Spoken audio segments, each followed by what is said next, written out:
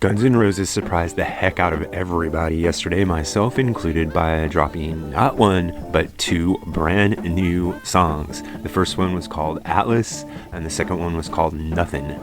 These songs are not trying to reinvent the wheel, but they are saying something very important about where Guns N' Roses is right now, and today I'm going to tell you what these two new tracks reveal about the current era of GNR, musically, creatively, and in relation to history.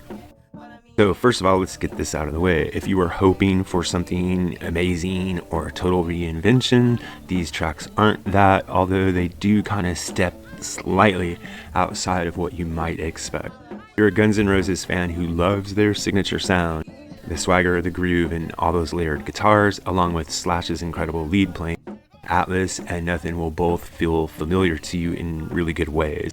So think of them as extensions of the old GNR Use Your Illusion mood, filtered through where the band is today, which is kind of, of course, older and a little bit more mellow. So let's start with Atlas. Atlas is mid-tempo, kind of moody song.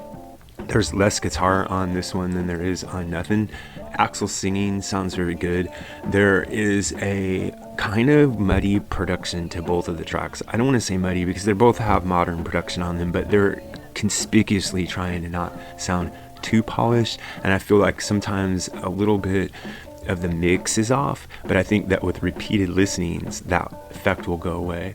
And now the song Nothin is a real throwback sounding song, but it's almost 70s sounding rather than 90s sounding, and it's kind of a straightforward, it's got ballady parts and rocky parts, but the standout section of course is going to be Slash's guitar solo, and Axl's voice again sounds really good, and Slash's guitar tone is exceptional. The melody and phrasing is exactly what you would expect, and I think that this is one of those songs where you're just supposed to feel it and not necessarily analyze it to death. So what do these two songs actually tell us about Guns N' Roses? I think the word would be continuity. So Guns N' Roses is comfortable delivering music that sounds a lot like what they've done in the past. They're not trying to compete with new music. They're not chasing trends. They're not using the latest production techniques. They're doing what they've always done to satisfy their long-term fans. And basically, I think what these songs are saying is this is actually who we are as a band. Take it or you can leave it. And the one thing that I would put here very strongly as a consideration is that these are the kinds of songs that are meant to be listened to deeply and more than once. They're not viral ready songs. They don't have clippable moments. They're not about that. They're about listening and enjoying Guns N' Roses at what they can do now in terms of retaining the spirit that they've always had. So, will fans like these songs and will critics like them? Well, I think critics will probably say that the band is stuck in their same lane, and I think fans will probably say, good, I hope they stay there.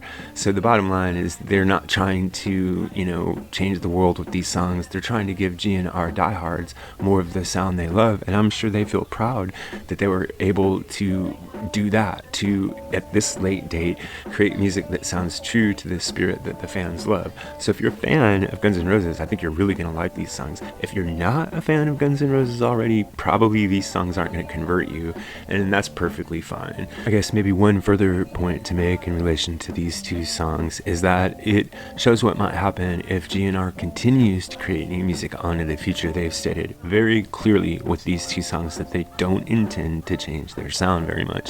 So if you were following Guns N' Roses from the very beginning, you would have noticed quite a distinct change in their sound between the time of Appetite for Destruction and the release of Use Your Illusion 1 and 2. So at this point, you're not going to see that radical of a shift again. I think that the band has settled into a steady kind of style, and they don't see any reason to change. The reason I say this is because if they were going to change, now would be the time. There's so much going on in music right now, and there's so many capabilities opened up through AI and other technical avenues that if Guns N' Roses wanted to do some experimenting, now would be the time.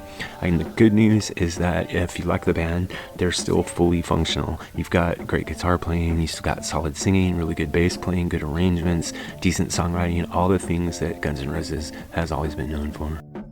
So what I'd like to hear from you guys is, what do you think? Have you heard these songs? And if you have, what do you think of them? Let me know in the comments below. Music Guru here, asking you to help us on our march to 10,000 subscribers.